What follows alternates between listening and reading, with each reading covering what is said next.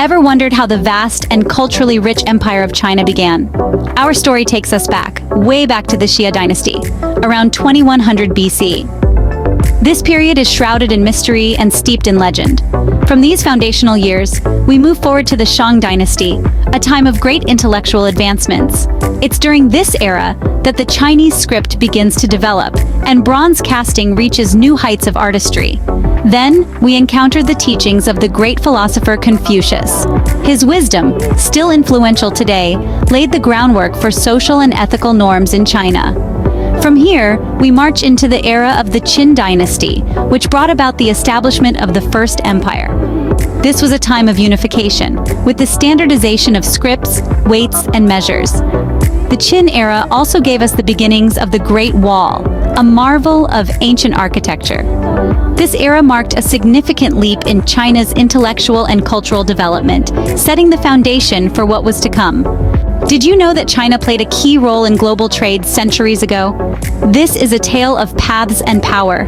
One of these paths, the Silk Road, was not just a physical route, but a conduit of culture, ideas, and goods, including the remarkable inventions of paper and gunpowder.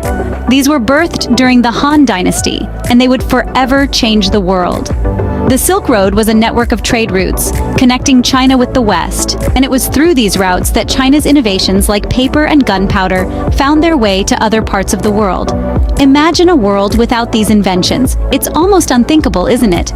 Now, let's fast forward to the reign of Kublai Khan, the Mongolian ruler who established the Yuan dynasty. His rule marked a significant period of unification for China. Kublai Khan, a grandson of the legendary Genghis Khan, was known for his military prowess, but also for his interest in culture and administration. Under his rule, China enjoyed a period of prosperity and cultural development, and the Silk Road thrived.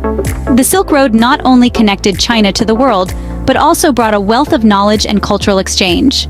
So, let's take a moment to appreciate the historical significance of these trade routes and the leaders who recognized their potential.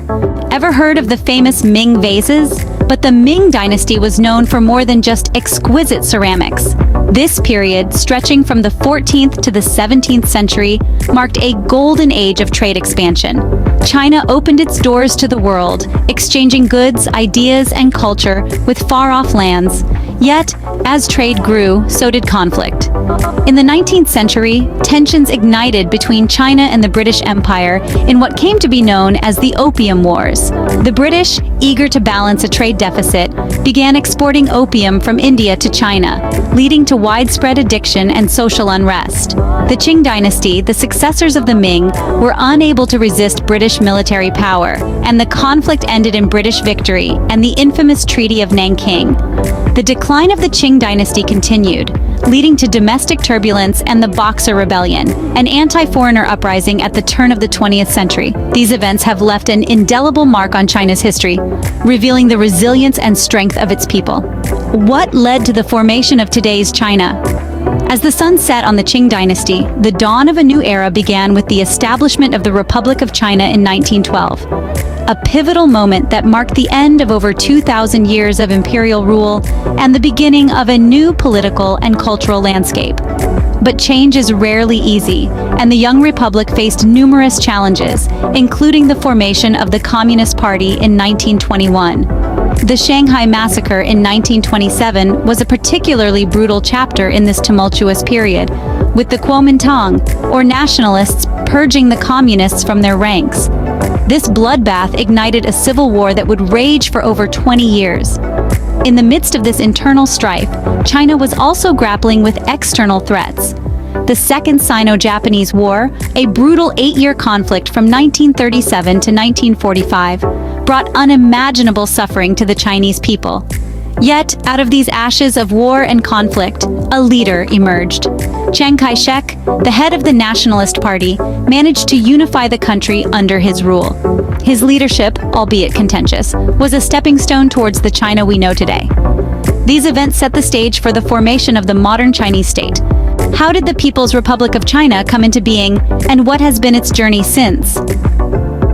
A pivotal point in China's history was in 1945, when Taiwan returned to Chinese control, setting the stage for a new era.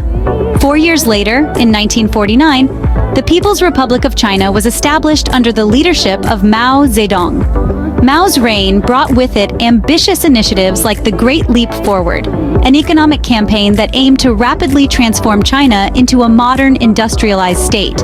However, the campaign ended up causing one of the worst famines in history. Then came the Cultural Revolution, a socio-political movement that intended to preserve Chinese communism, but led to widespread chaos and economic disarray. The turbulence of this era came to a pause when U.S. President Richard Nixon stepped onto Chinese soil in 1972, marking a significant diplomatic milestone. Thus, from ancient dynasties to the modern republic, China's history is as vast and varied as the country itself. Stay tuned for more fascinating histories from around the world.